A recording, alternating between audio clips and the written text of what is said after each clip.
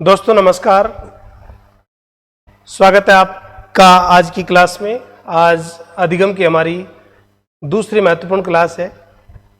अधिगम की पहली क्लास में हमने अधिगम की परिभाषा, अधिगम की जो परिभाषा बनी कैसे, संवेदी और पेश अधिगम किसे कहते हैं, अधिगम का बेसिक कंसेप्ट क्या था, वो उस बारे में हमने पढ़ा।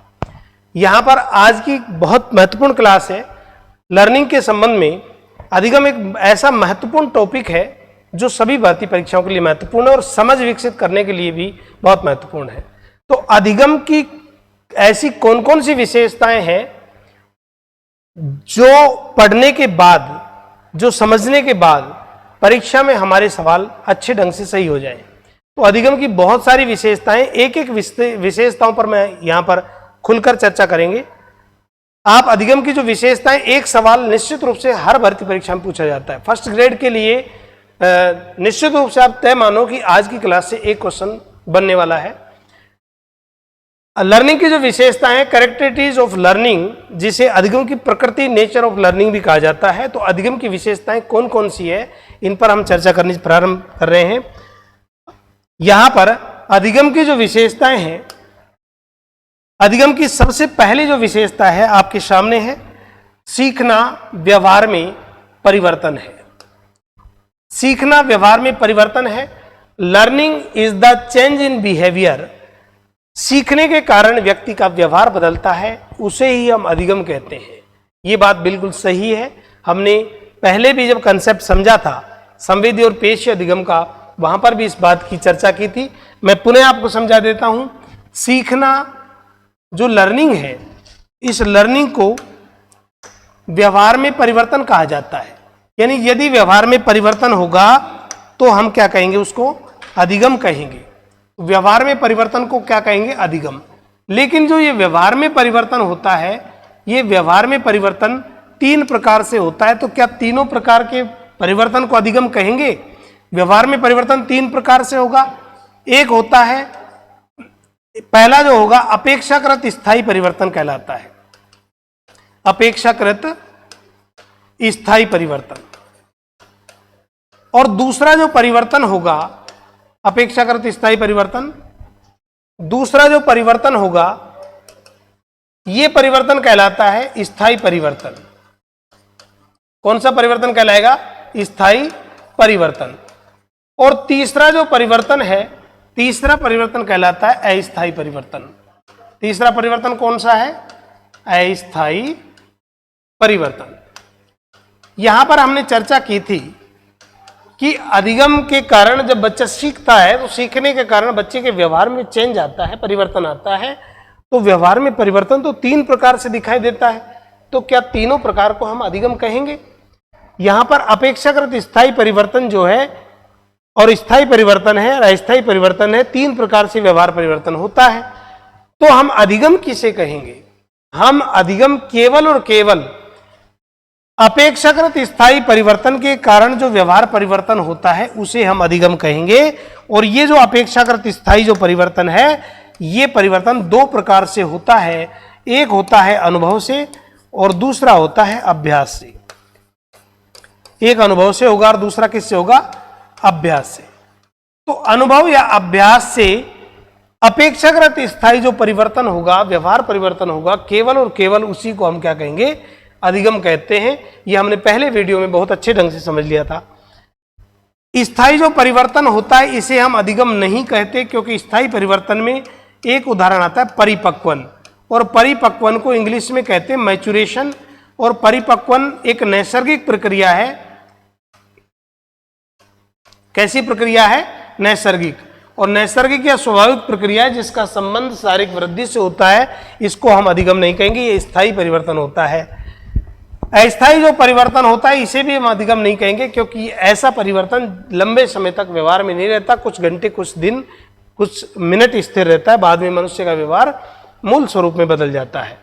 तो यहां पर केवल और केवल स्थायी और अस्थायी के बीच होने वाला जो परिवर्तन है, जो ना तो पूर्ण रूप से स्थायी और ना अस्थायी हो, ऐसे परिवर्तन को अपेक्षाकृत स्थायी परिवर्तन कहते हैं। और सीखना व्यवहार में परिवर्तन को कहा जाता है। और व्यवहार परिवर्तन किसे कहेंगे?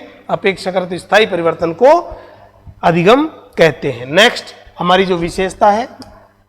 दूसरी, अर्जित जो व्यवहार होता है, अर्जित व्यवहार की प्रकृति जो होगी वो कैसी होती है? अर्जित व्यवहार की प्रकृति अपेक्षाकृत स्थायी होती है। कैसी होगी? अपेक्षाकृत स्थायी। यानी कि अर्जित जो व्यवहार होगा उसकी जो नेचर होगी वो कैसी होगी? अपेक्षाकृत स्थायी होगी। यहां पर एक शब्द दिया हुआ है अर्जित। चेंज होगा जो बिहेवियर में, change in behaviour caused by learning is relatively permanent. यानी जो परिवर्तन होता है वो रिलेटिवली परमानेंट होता है, यानी अपेक्षाकृत स्थायी परिवर्तन होता है। यानी जो व्यवहार में चेंज होगा वो कैसा होगा? अपेक्षाकृत स्थायी। मैंने अभी आपको बताया केवल उसे ही अधिगम कहेंगे। यहां पर वो अपेक्षाकृत जो स्थायी परिवर्तन होगा वो कैसा होगा? अर्जित होता है। कैसा होता है? अर्जित। यानी हम अर्जित व्यवहार को ही क्या कहेंगे? अधिगम कहते हैं। अर्जित व्यवहार को क्या कहेंगे? अधिगम कहते हैं। और अर्जित व्यवहार जो होगा, जो बच्चा सीख लिया, उसकी प्रकृति कैसी होगी, उसकी नेचर कैसी होगी? अपेक्षाकृत स्थायी होती है। नेक्स्ट हमारी विशेषता है, सीखना जीवन पर्यंत चलने वाली प्रक्रिया है। Learning is A continuous life long process. सीखना जीवन पर्यंत चलने वाली प्रक्रिया है, यानी अनवरत रूप से व्यक्ति सीखता रहता है। गर्भकाल में बच्चे का विकास प्रारंभ होता है। आप ध्यान रखना, यह सवाल बनता है, एक बालक का विकास प्रारंभ होता है, एक बच्चे का विकास प्रारंभ होता है गर्भकाल से। तो सवाल ऐसे आएगा, विकास प्रारंभ होता है, विकास प्रारंभ होता है, तो विकास प्रारंभ कहां से होगा? गर्भकाल से।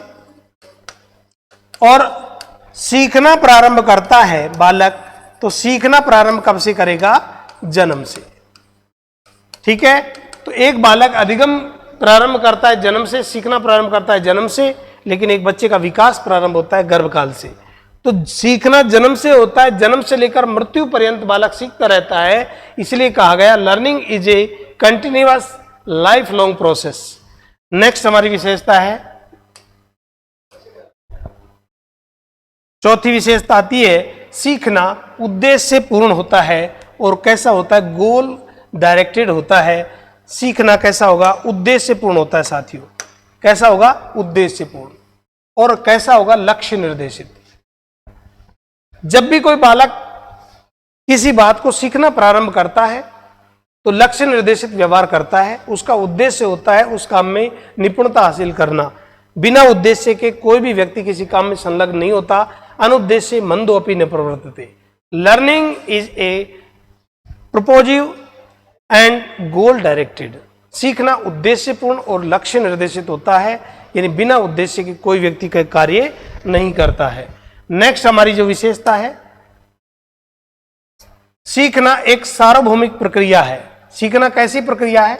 सार्वभौमिक। सार्वभौमिक प्रक्रिया से तात्पर्य होता है यूनिवर्सल है। कैसी है? Learning is a universal process. कैसी प्रोसेस है? यूनिवर्सल, सार्वभौमिक है। अब इस कथन को समझिए, यानी कोई बालक, चाहे वो ब्राह्मण है, हिंदू है या मुसलमान है, लड़का है या लड़की है, किसी भी जाति का हो, किसी भी समुदाय का हो, किसी लिंग का हो, समान रूप से सीखता है। अब उसकी सीखने की जो भिन्नता है वो व्यक्तिगत विभिन्नता के कारण होती है। इसे कहा जाता है सार्वभौमिक प्रक्रिया। कोई देश काल हो, अमेरिका हो, हिंदुस्तान हो, कहीं पर चले जाओ, किसी भी देश काल के कारण सीखने में भिन्नता नहीं होती। सीखने में भिन्नता केवल और केवल इंडिविजुअल डिफरेंस के कारण होती है। इसलिए सीखना एक सार्वभौमिक प्रक्रिया है। Learning is a universal process कहलाती है। जैसे सूरज पूर्व से उगता है, पश्चिम में छिपता है, इसे भी हम सार्वभौमिक प्रक्रिया कहेंगे। जैसे मान लो आप कहें सत्यमेव जयते, सत्य की ही विजय होती है, यह भी एक सार्वभौमिक कथन है, सार्वभौमिक प्रक्रिया के अंतर्गत आता है। नेक्स्ट हमारी विशेषता की हम बात करें तो अगली विशेषता है, अधिगम एवं विकास एक दूसरे के पर्याय नहीं है। बहुत महत्वपूर्ण विशेषता है, ये परीक्षा की दृष्टि से इंपॉर्टेंट है। आप ध्यान रखना, इसका परीक्षा की दृष्टि से बहुत इंपॉर्टेंट है। अधिगम एवं विकास ये एक दूसरे के पर्याय नहीं है। यानी learning does not necessarily imply improvement, ये एक दूसरे के पर्याय नहीं है, अधिगम और विकास। अब कैसे नहीं, सुने। लर्निंग जब बालक करता है तो जन्म से प्रारंभ हो जाती है। लर्निंग कब से प्रारंभ होती है? जन्म से। और विकास प्रारंभ होता है गर्भकाल से, गर्भकाल से। तो यहां पर जब बच्चे का जन्म होता है, बच्चा सीखना प्रारंभ करता है, तो हम कहते हैं कि सीखने के कारण व्यवहार में परिवर्तन होता है, उसे हम लर्निंग कहेंगे। तो क्या बच्चे अच्छी आदतें ही सीखता है? अब बच्चा जब सीखता है तो दो बातों से सीखता है, एक सीखता है अनुभव से और दूसरा सीखता है अभ्यास से। तो क्या अनुभव और अभ्यास से बच्चा अच्छी आदतें सीखता है? नहीं। अच्छी आदतें और बुरी आदतें, अच्छी हैबिट और बुरी आदतें, बुरी आदतें, दोनों प्रकार की आदत व्यक्ति सीखता है। तो यहां पर कुछ अच्छे गुण विकसित होते हैं और कुछ बुरे गुण भी विकसित हो जाते हैं। अनुभव और अभ्यास के कारण बच्चा बहुत सारी चीजें, गलत चीजें भी सीख जाता है। तो अनुभव और अभ्यास से सीखना तो हो रहा है, यहां पर अधिगम लर्निंग तो कर रहा है, लेकिन क्या बुरी आदतें जो है वो उसके डेवलपमेंट को प्रभावित नहीं करेंगी? बिल्कुल करेंगी। इसलिए बुरी आदतों के कारण विकास प्रभावित होता है। इसलिए अधिगम और विकास को एक दूसरे का हम पर्याय नहीं कह सकते। इसलिए ये परिभाषा बहुत महत्वपूर्ण है, ये जो कथन है ये बहुत महत्वपूर्ण है, इसको ध्यान रखना। Learning does not necessarily imply improvement, अधिगम और विकास एक दूसरे के पर्याय नहीं है। नेक्स्ट कथन आता है, नेक्स्ट विशेषता, सीखना विकास है। सीखना क्या है? विकास।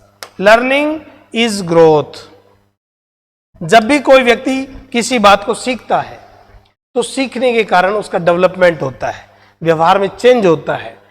तो लर्निंग के कारण विकास होता है।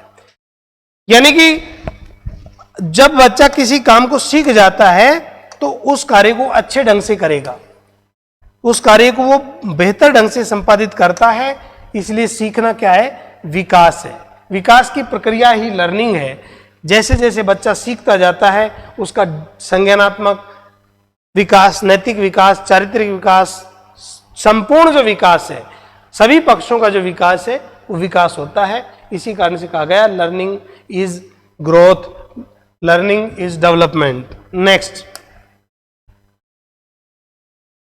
नेक्स्ट जो विशेषता है, सीखना अनुकूलन और समायोजन है। बिल्कुल है, लर्निंग जो है अनुकूलन सिखाता है, एडजस्टमेंट सिखाता है। कैसे सिखाएगा? जैसे कोई बालक किसी बात को सीख गया तो सीखने के बाद जितना उसको अनुभव होगा, जितनी बातें सीखेगा, जितनी परिपक्वता होगी, वह व्यक्ति जिंदगी में उतना ही ज्यादा समायोजन करता है।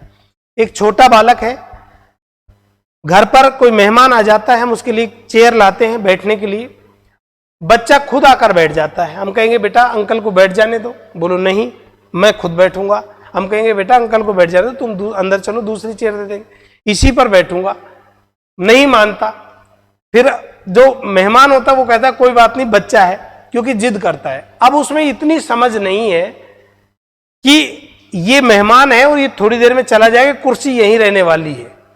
यहां पर अनुकूलन नहीं है, समायोजन नहीं है, क्योंकि उसका डेवलपमेंट नहीं है। जैसे जैसे बच्चा लर्निंग करता है कि देखता है, व्यवहार देखता है कि जब भी कोई व्यक्ति बाहर से आता है तो हमारे घर वाले, हमारे बड़े भाई, हमारा पिताजी, मम्मी चेयर लाते हैं, बिठाते हैं, पानी पकड़ाते हैं, तो बहुत सारी बातें वो व्यवहार से सीखता है और धीरे धीरे वो समायोजन करने लगता है। जब भी कोई आता है तो घर वालों की मदद भी करता है और वो खुद भी चेयर या स्टूल जो है वो लाकर देने लग जाता है। इसलिए कहा गया सीखना अनुकूलन है, सीखना क्या है? समायोजन है। नेक्स्ट जो विशेषता आती है, सीखना नया कार्य करना है। सीखना नया कार्य करना है। Learning is doing something new.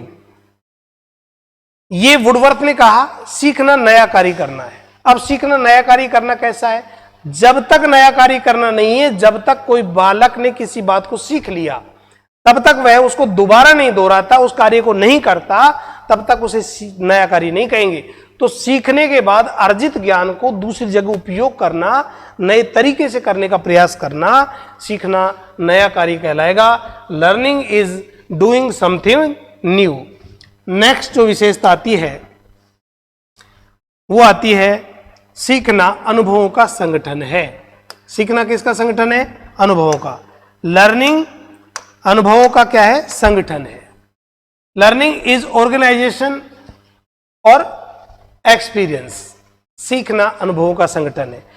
जैसे जैसे व्यक्ति जिंदगी में अनुभव प्राप्त करता है, दो ही बातों सीखता है, अनुभव से और अभ्यास से। तो अनुभव प्रत्यक्ष हो या अप्रत्यक्ष हो, डायरेक्ट हो या इनडायरेक्ट हो, जिस भी प्रकार से बालक अनुभव प्राप्त करता है और अनुभवों का संगठन करता है और अपने भावी जीवन में उन अनुभवों का क्या करता है? उपयोग करता है। अपने पूर्व ज्ञान का नवीन परिस्थितियों में क्या करता है? उपयोग करता है। इसलिए सीखना अनुभवों का संगठन है। क्या कहलाता है? अनुभवों का संगठन। नेक्स्ट जो विशेषता आती है वो आती है सीखना सक्रिय है। बिल्कुल है।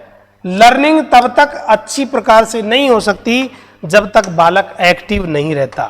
अर्थात सीखना एक सक्रिय प्रक्रिया है। Learning is active. जैसे कक्ष में कोई अध्यापक शिक्षण कार्य करवा रहा है, अब उस शिक्षण कार्य में जब तक प्रभावी पूर्ण लर्निंग नहीं होगी अधिगमकर्ता को, जब तक वह सक्रिय नहीं है। एक टीचर व्याख्यान विधि का उपयोग कर रहा है, छोटे बच्चे हैं तो छोटे बच्चों के लिए व्याख्यान विधि उपयोगी नहीं होती, क्योंकि व्याख्यान विधि के माध्यम से बच्चे बोर हो जाते हैं। वो केवल और केवल टीचर केंद्रित होती है, शिक्षक केंद्रित होती है, जिसके कारण बच्चे बोर हो जाते हैं, सक्रिय नहीं रहते, निष्क्रिय रह जाते हैं। इसी कारण से बच्चों को खेल विधि से सक्रिय ऐसी विधि प्रविधि का उपयोग करना चाहिए जिससे बच्चे सक्रिय रहे। बीच बीच में प्रश्न भी पूछते हैं, बीच बीच में उनसे कोई क्रियाकलाप भी करवाते हैं, तो ऐसे सीखने को ऐसे सीखना स्थायी होता है और लंबे समय तक रहता है। बच्चा जल्दी सीखता है। तो जब भी बालक सक्रिय रहेगा तो अच्छी प्रकार से लर्निंग करेगा। इसलिए कहा गया सीखना सक्रिय प्रोसेस है, एक्टिव प्रोसेस है। नेक्स्ट हमारी विशेषता जो है वो आती है सीखना व्यक्तिगत और सामाजिक दोनों है।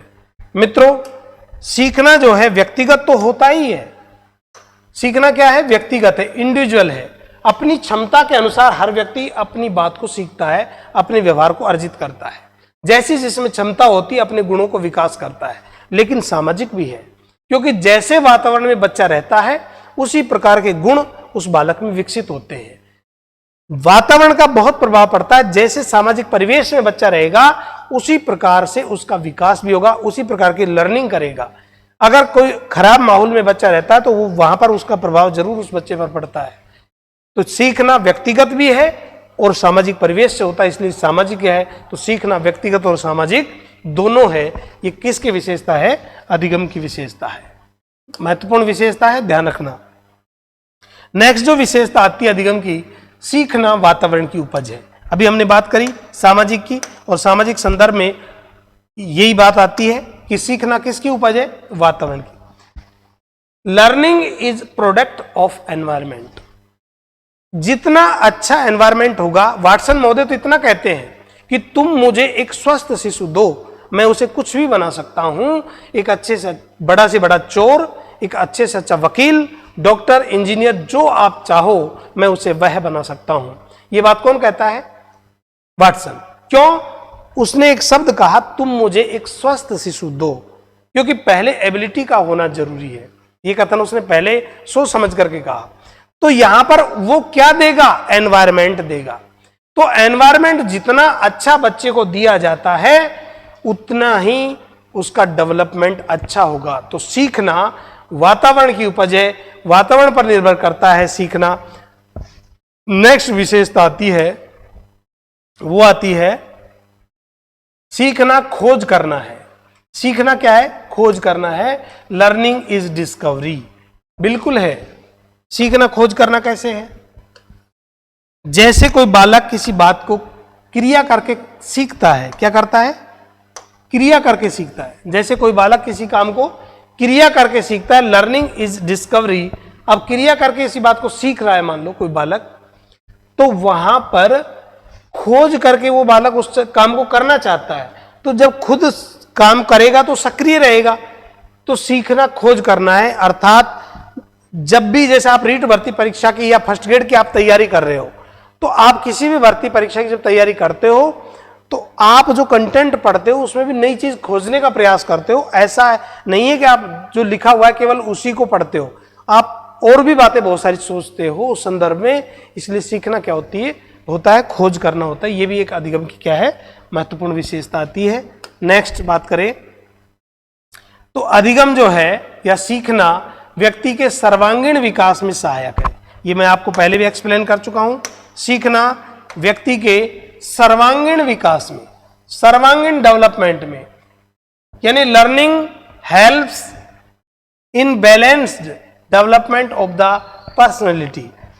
जो अधिगम है वो व्यक्ति के संपूर्ण विकास में सहायक है। अर्थात सीखने से ऐसा नहीं है कि केवल बुद्धि का विकास होगा, सीखने से नैतिक, सामाजिक, आध्यात्मिक, चारित्रिक सभी गुणों का, संज्ञानात्मक सभी पक्षों का विकास होता है।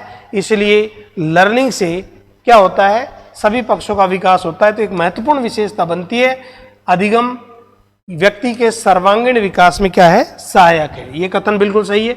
आपसे परीक्षा में जो सवाल पूछे जाते हैं वो पूछता है निम्न में से कौन सा अधिगम के संबंध में कथन सत्य नहीं है। नेक्स्ट विशेषता की मैं बात करूं तो यहां पर नेक्स्ट जो विशेषता है वो आती है अधिगम प्रक्रिया है परिणाम नहीं। मित्रों ये बहुत महत्वपूर्ण है आपके लिए, इस विशेषता को आप समझ ले। परीक्षा की दृष्टि से महत्वपूर्ण है और वैसे भी महत्वपूर्ण है। अलग अलग पुस्तकों में इसके बारे में अलग अलग कथन मिलते हैं। 16 पॉइंट बहुत महत्वपूर्ण है। अधिगम प्रक्रिया है परिणाम नहीं। Learning is process not a product. Learning एक प्रोसेस है, प्रक्रिया है, बिल्कुल है, अनवरत चलती है। जन्म काल से लेकर मृत्यु पर्यंत बच्चा लर्निंग करता है, व्यक्ति लर्निंग करता है, तो सतत प्रक्रिया है। तो अधिगम प्रोसेस तो है ही, अंत्यक्रिया होती रहती है, किसी न किसी बात से सीखता रहता है, तो औपचारिक अनौपचारिक रूप से सीखता रहता है। अब प्रक्रिया है परिणाम नहीं। कई जगह कथन मिलता है प्रक्रिया और परिणाम दोनों है। तो यहां पर आप इस बात को समझे, ये सीटेट में भी पूछा हुआ सवाल है। अधिगम प्रक्रिया है परिणाम नहीं। जैसे मान लो किसी बालक ने कोई बात सीख ली, अब सीखने के बाद क्या वह उसका सीखा हुआ ज्ञान अंतिम होता है? नहीं। क्यों? क्योंकि सीखने के बाद उसमें और भी बातें जुड़ती है, और भी सुधार हो सकता है। इसीलिए सीखना एंड नहीं हो सकता। सीखना एक प्रोसेस हो सकता है, एक प्रोसेस है, एक प्रक्रिया है, एंड नहीं है। इसलिए कथन बिल्कुल सही बैठता है कि अधिगम प्रक्रिया है परिणाम नहीं। नेक्स्ट परिभाषा आती है, वो विशेषता आती है अधिगम स्थानांतरण है। देखो मित्रों, लर्निंग वही जो स्थानांतरीय हो, इस बात को आप समझे। अधिगम वही है जो ट्रांसफरेबल हो, अर्थात हमने जो सीख लिया है उसको नवीन परिस्थिति में हम यदि उपयोग कर सकते हैं तो हम उसी को सीखना कहेंगे, अन्यथा कोई सीखना नहीं है। इसलिए विशेषता बनती है कि अधिगम स्थानांतरण है। लर्निंग इज ट्रांसफरेबल, अर्थात अधिगम स्थानांतरीय है। बिल्कुल सही विशेषता है। नेक्स्ट विशेषता आती है कि अधिगम अनुमानित प्रक्रिया है। बहुत महत्वपूर्ण विशेषता है, वेरी वेरी मोस्ट, परीक्षा की दृष्टि से बहुत महत्वपूर्ण विशेषता है ये। अधिगम अनुमानित प्रक्रिया है। कैसी प्रक्रिया है? अनुमानित, लेकिन निष्पादन से भिन्न है। दो शब्द आए इसमें, एक अनुमानित प्रक्रिया है किंतु ये निष्पादन से भिन्न है। इस बात को आप कैसे क्लियर करोगे? अधिगम एक अनुमानित है, यानी हम अनुमान लगा सकते हैं कि बच्चे ने ये बात सीख ली है, और निष्पादन से भिन्न है। अब निष्पादन क्या होता है पहले आप समझे। निष्पादन होता है किसी कार्य व्यवहार, यानी जैसे कोई शिक्षक किसी बच्चे को कोई कविता याद करने के लिए देता है और कहता है कि बेटा ये कविता आपको सुनानी है। अब बच्चा उस कविता को याद करता है, बार बार उसका अभ्यास करता है, अभ्यास द्वारा उसको सीखता है। अध्यापक के कहने पर वह बालक उस कविता को सुना देता है। तो यहां पर जो कविता बच्चे ने सुनाई, अध्यापक के कहने पर कविता का सुनाना, कविता का सुनाना क्या कहलाएगा? निष्पादन कहलाएगा। कविता का सुनाना निष्पादन है, लेकिन अध्यापक ये अनुमान लगाता है कि बच्चे ने याद कर लिया है, बच्चे ने सीख लिया है। तो टीचर क्या करता है कि कविता सीख ली है, कविता क्या कर ली है? सीख ली है बच्चे ने। तो ये क्या करता है, वो अनुमान लगाता है।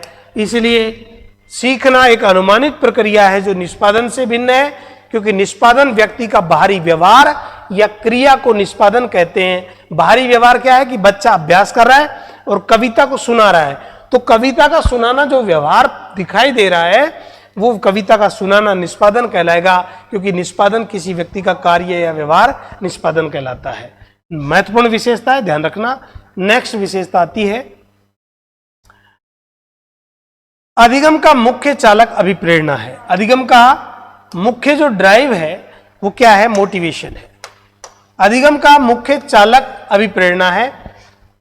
देखो साथियों, एक विद्वान हुए स्किनर। कौन हुए, स्किनर। स्किनर ने कहा था अधिगम का सर्वोच्च राजमार्ग। स्किनर ने क्या कहा था, अधिगम का सर्वोच्च राजमार्ग, अधिगम का सर्वोच्च राजमार्ग, अधिगम का सर्वोच्च राजमार्ग क्या है, अभिप्रेरणा है। अधिगम का सर्वोच्च राजमार्ग क्या है, अभिप्रेरणा है, मोटिवेशन है। तो अधिगम का सर्वोच्च राजमार्ग क्यों है मोटिवेशन, क्योंकि जितना प्रभावी मोटिवेशन होता है, जितना प्रभावी जो है अभिप्रेरणा होती है, प्रेरणा होती है, उतना ही बच्चा अच्छा लर्निंग करता है, उतना ही अच्छा सीखता है। तो अधिगम का सर्वोच्च राजमार्ग स्किनर ने कह दिया था। अब ये बात कर रहा है अधिगम का मुख्य चालक। चालक को कहते हैं ड्राइव। क्या कहेंगे, ड्राइव। जैसे मान लो आप तैयारी कर रहे हो फर्स्ट ग्रेड की, मान लो आप तैयारी कर रहे हो, आप फर्स्ट ग्रेड की आप जो तैयारी कर रहे हो, फर्स्ट ग्रेड, आप फर्स्ट ग्रेड की नौकरी जो है, ये नौकरी आपका लक्ष्य है। क्या है ये, लक्ष्य है। आपको नौकरी की आवश्यकता है, तो नौकरी की आवश्यकता होगी नीड्स, और ड्राइव जो है वो आपका होगा तैयारी। क्या होगा, तैयारी। आप जो तैयारी कर रहे हो ये आपका ड्राइव है, तो ड्राइव काम कर रहा है। अब जितना ज्यादा मोटिवेशन होगा आपका ड्राइव लक्ष्य प्राप्ति के लिए, उतनी ही ज्यादा जो है प्रबलता से कार्य करेगा। इसलिए आवश्यकता पर निर्भर करती, जितनी जिसकी आवश्यकता अधिक होगी उसका ड्राइव उतनी तेजी से कार्य करेगा। साथ में मोटिवेशन बहुत महत्वपूर्ण रोल अदा करता है। इसलिए ध्यान रखना, अधिगम का मुख्य जो चालक होता है अभिप्रेरणा है। अधिगम को प्रभावित करने वाला अधिगम में सबसे महत्वपूर्ण भूमिका मोटिवेशन की होती है। नेक्स्ट, अगली जो विशेषता है, अधिगम, हमारी जो विशेषताएं थी ये समाप्त हो गई। हमने 18 विशेषताओं पर बात की, 19 विशेषताओं। ये अधिगम का मुख्य चालक अभिप्रेरणा है। अगला जो टॉपिक है steps of learning. Steps of learning, अधिगम के सोपान, ये हमारा नेक्स्ट बिंदु है। आज की क्लास में हम ले लेते हैं अधिगम के सोपान। अधिगम के सोपान, स्टेप्स ऑफ लर्निंग क्या है। जैसे कोई बालक किसी बात को सीखता है तो कैसे सीखता है। अब एक विद्वान है स्मिथ अलग प्रकार से बात करते हैं कि बच्चा किसी बात को यदि सीखता है तो कैसे सीखता है। उन्होंने 3 बातों पर बल दिया। एक विद्वान हुए थॉर्नडाइक महोदय ने स्टेप्स ऑफ लर्निंग के चरण बताए कि बच्चा कैसे सीखता है।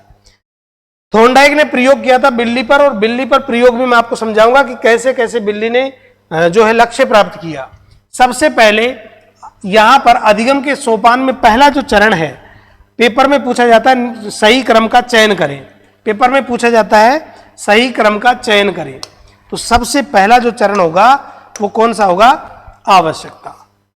अगर पेपर में आवश्यकता नहीं मिले तो आपको अभिप्रेरणा मिलेगी। अभिप्रेरणा और प्रेरणा एक ही बात है। या फिर आपको प्रेरक मिलेगा, मोटिव मिलेगा। आवश्यकता को नीड्स कहते हैं, प्रेरक को मोटिव कहते हैं, और प्रेरणा को मोटिवेशन कहते हैं। तो यहां पर आवश्यकता है, ये बिल्ली है और बिल्ली को पिंजरे में क्या कर दिया, बंद। बिल्ली भूखी है, तो इसको भोजन की क्या है, नीड्स है, आवश्यकता है। अब यहां पर इसको आवश्यकता है तो बिल्ली क्या करेगी, प्रेरित भी है भोजन प्राप्ति के लिए, इसको भोजन यहां पर क्या करता है, दिखाई देता है। दूसरा जो चरण होता है, बिल्ली तैयार होगी, तत्पर होगी, लक्ष्य निर्धारित करेगी कि मैं इसको कैसे प्राप्त करूं। तो दूसरा जो स्टेप्स होगा, गोल्स निर्धारण करना, लक्ष्य निर्धारित करना। दूसरा जो स्टेप्स है वो है लक्ष्य। जैसे उसको आवश्यकता थी, आवश्यकता के बाद उसने क्या किया, लक्ष्य निर्धारित किया, और लक्ष्य निर्धारित कर लिया कि मुझे ये भोजन प्राप्त करना है, ये उसका लक्ष्य है। जैसे आपको आवश्यकता है नौकरी की और आपने लक्ष्य निर्धारित कर लिया कि मुझे इस परीक्षा को पास करना है, ये आपका गोल हो गया, तो पेपर में या तो लक्ष्य मिलेगा या उद्देश्य मिलेगा। ऐसे क्रम में सेट करवाता है। जैसे सबसे पहले क्या मिलेगा, आवश्यकता, वो कहेगा सही क्रम का चयन करें, फिर देगा वो लक्ष्य या इसकी जगह क्या दे देगा, उद्देश्य, फिर नेक्स्ट देगा। जब लक्ष्य या उद्देश्य निर्धारित कर लेता है व्यक्ति तो बहुत सारी दिक्कत भी आती, बाधाएं भी आती है, व्यक्ति उस काम को करने के लिए तैयार भी होता है। तो जैसे लक्ष्य निर्धारित किया, व्यक्ति उस काम को करने के लिए क्या होता है, तैयार होता है, तत्पर होता है। तत्पर होने के बाद बहुत सारी बाधाएं आती है, व्यक्ति उन बाधाओं का निराकरण करता है, उनको दूर करता है और बैरियर्स को दूर करता है।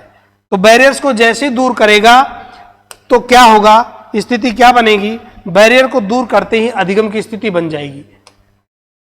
कैसे बनेगी देखो आप, जैसे सबसे पहले आपको नीड्स थी, नौकरी प्राप्त करने की आवश्यकता है, आपने लक्ष्य निर्धारित किया कि मुझे इस परीक्षा को पास करना है, यह आपका गोल है, लक्ष्य है। अब लक्ष्य निर्धारित करने के बाद आप क्या करोगे, तत्पर होगे उस चीज को प्राप्त करने के लिए, तैयार होगे मानसिक और शारीरिक रूप से। जब आप तैयार हो जाओगे तो उस चीज को लेकर के आप लक्ष्य प्राप्ति के लिए प्रयत्न भी करोगे। तो आप लक्ष्य का निर्धारण करोगे, करते ही आपके सामने बहुत सारी बाधाएं भी आएगी, भाई मैं कोचिंग करूं या ना करूं, मैं वहां जाऊं या ना जाऊं, किसके नोट्स पढ़ूं, कौन सी पुस्तकों का चुनाव करूं, बहुत सारी आपको बाधाएं भी आएंगी। आप उन बाधाओं का निराकरण करते ही, उन बाधाओं का जैसे आप निराकरण करोगे तो अधिगम की स्थिति बन जाएगी, जिसे क्या नाम दिया गया, वातावरण। तो अधिगम की स्थिति तैयार हो गई, वातावरण बना, और वातावरण जैसे ही बनेगा तो आप उस परिस्थिति के प्रति रेस्पॉन्स करोगे, इंटरेक्शन करोगे, अंत्यक्रिया करोगे, अनुक्रिया करोगे। क्या करोगे, अनुक्रिया। तो सबसे पहले जो चरण था, सबसे पहले क्या था, आवश्यकता। आवश्यकता जैसे व्यक्ति की होती है, आवश्यकता के बाद व्यक्ति लक्ष्य का निर्धारण करता है और लक्ष्य के निर्धारण के बाद व्यक्ति तत्पर होता है। तत्पर होने के बाद बाधाएं भी आती है, उसको दूर करता है और दूर करने के बाद अधिगम की क्या बनती है, स्थिति बनती है। इस प्रकार वो चरण देगा, निम्न में से कौन सा जो है लर्निंग का स्टेप सही नहीं, आपको सही चरण का चुनाव करना है। जरूरी नहीं वो क्रम से दे, वो ऐसा दे सकता है आवश्यकता, तत्परता, स्थिति काट कर भी दे सकता है। यहां पर अगला जो चरण जैसे बनेगा तो क्या करेगा, फिर वो अनुक्रिया करेगा। अब जैसे ही वो अनुक्रिया करेगा, अनुक्रिया करने के बाद क्या हो जाएगा, जैसे व्यक्ति लक्ष्य प्राप्ति के लिए अनुक्रिया कर रहा है तो समायोजन स्थापित कर लेगा, क्योंकि अनुक्रिया जब ही करेगा जब व्यक्ति का वातावरण बिल्कुल अनुकूल है वातावरण के, तो समायोजन स्थापित कर लेगा। और समायोजन स्थापित करते ही व्यवहार में क्या होता है, चेंज आता है, व्यवहार में परिवर्तन होता है। हमारा जो 7वां स्टेप होगा वो क्या हो जाएगा, व्यवहार में परिवर्तन। और व्यवहार में जो परिवर्तन होता है वो कैसा होगा, अपेक्षाकृत स्थायी परिवर्तन होता है। तो देखो सबसे पहला जो स्टेप था वो था आवश्यकता, पहला जो चरण था आवश्यकता। फिर व्यक्ति क्या करता है, लक्ष्य निर्धारित करता है। लक्ष्य निर्धारण या उद्देश्यों का निर्धारण के बाद तत्पर होता है। तत्पर होने के बाद बाधाएं आती है, उन बाधाओं को दूर करता है और दूर करते ही अधिगम की क्या बनती, स्थिति बनती है। अधिगम की स्थिति बनते ही व्यक्ति उस लक्ष्य प्राप्ति के लिए क्या करता है, अनुक्रिया करता है। और अनुक्रिया करने के बाद जब उस स्थिति के प्रति लक्ष्य प्राप्ति के लिए अनुक्रिया बार बार करेगा तो व्यक्ति सीख जाएगा। और सीखने के बाद क्या होता है, व्यवहार में परिवर्तन होता है। और व्यवहार में जो परिवर्तन होगा वो कैसा होगा, स्थायी होगा। परिवर्तन कैसा होगा, स्थिरता आ जाएगी, स्थिरता। अंतिम जो चरण होगा वो क्या हो जाएगा, स्थिरता, 8वां स्टेप। तो देखें, जैसे बिल्ली को आवश्यकता थी, बिल्ली को सामने लक्ष्य दिखाई दे रहा था भोजन, बिल्ली तैयार, क्योंकि भूखा रखा, बिल्ली को तत्पर हुई, अधिगम की स्थिति बनी। यानी कि वो कैसे इधर उधर उछल कूद करने लगी, अचानक उसका पैर बटन पर पड़ा, दरवाजा ओपन हुआ, सही अनुक्रिया हुई। अनुक्रिया होते ही उसने क्या किया कि सही अनुक्रिया का चयन कर लिया और फिर उसके व्यवहार में क्या हो गया, परिवर्तन। अब वो खटके का चलाना सीख गई, अब तुरंत ही स्थिरता आ गई, एक बार में ही बिल्ली खटके को दबा करके और भोजन प्राप्त कर लेती। तो स्टेप्स ऑफ लर्निंग कितने हैं, 8। इनको आप ध्यान रखना, इनके अकॉर्डिंग आपका सवाल बिल्कुल सही जाएगा, स्थायीकरण आ जाता है। तो आज की जो क्लास है हमारी, ये क्लास दूसरी क्लास थी अधिगम की विशेषताओं की और स्टेप्स ऑफ लर्निंग, सीखने के चरण कैसे कैसे हैं। आज की क्लास में इतना ही, नेक्स्ट क्लास में हम कल बात करेंगे। Thank you, have a nice day.